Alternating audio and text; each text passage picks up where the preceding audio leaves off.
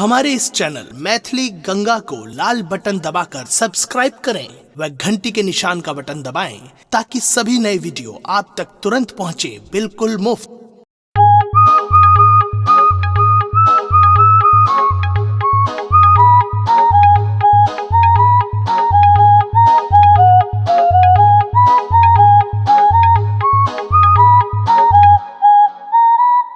काचर के रंग निक लगैया शोभैया कारी में बड़ा रे सुंदर लागै छी सजनी।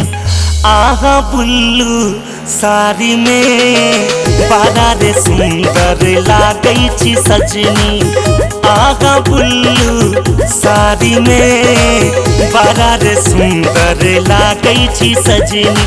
काजर के रंग निक लगैया शोभैया कारी में बड़ा रे सुंदर लागै छी सजनी। आहा बुल्लू साड़ी में बड़ा रे सुंदर लागै छी सजनी। आहा बुल्लू साड़ी में। अपने सुन रहे छी गंगा कैसेट की प्रस्तुति।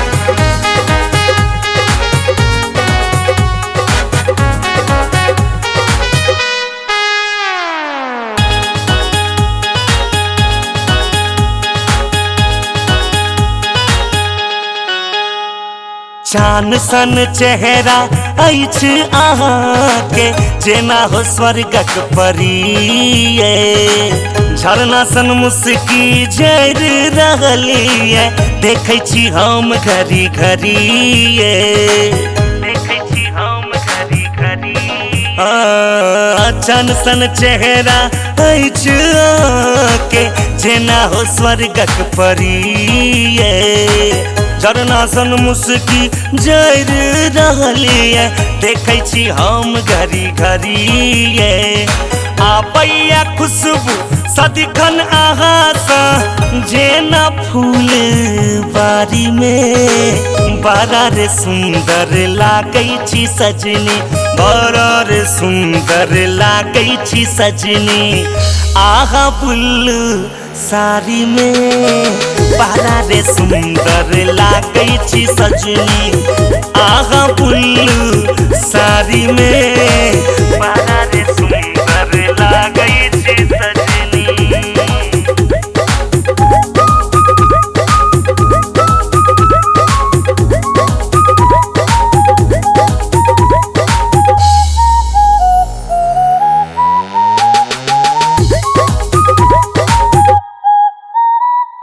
कतेक करू हम रूपक बड़ाई आहा छी तारीफ के काबिल।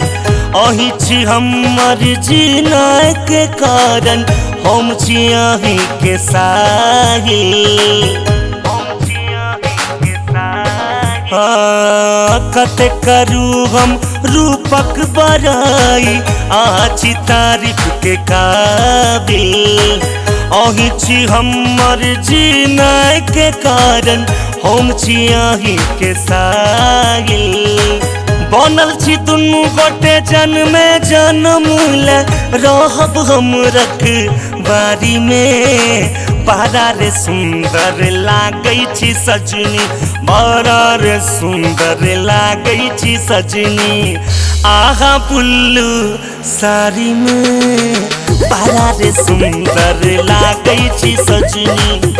आहा बुल्लू साड़ी में बड़ा रे सुंदर लागै छी सजनी।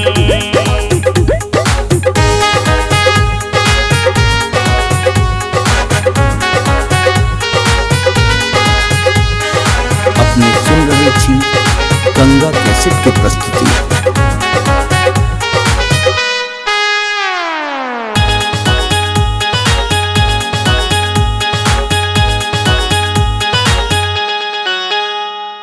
पैर में पायल माथ में टीका गजबे छिया सजल ये। ओढ़नी सँ अपन रूप के नुका माने छी गोपाल के कहल ये। माने छी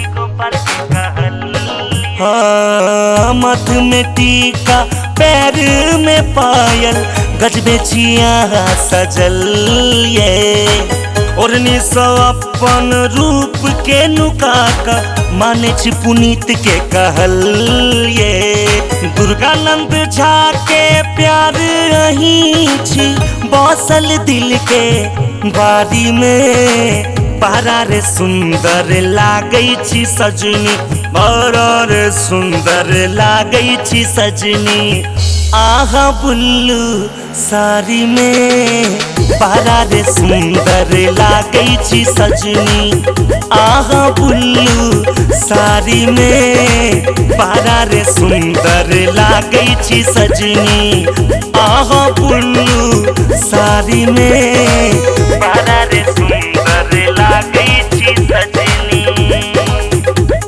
काजर के रंग निक लगैया शोभैया कारी में बड़ा रे सुंदर लागै छी सजनी आहा बुल्लू साड़ी में बड़ा रे सुंदर लागै छी सजनी आहा बुल्लू साड़ी में बड़ा रे सुंदर लागै छी सजनी काजर के रंग निक लगैया शोभैया कारी में बड़ा रे सुंदर लागै छी सजनी आहा बुल्लू साड़ी में बड़ा रे सुंदर लागै छी सजनी आहा बुल्लू साड़ी में। हमारे इस चैनल मैथिली गंगा को लाल बटन दबाकर सब्सक्राइब करें व घंटी के निशान का बटन दबाएं ताकि सभी नए वीडियो आप तक तुरंत पहुंचे बिल्कुल मुफ्त।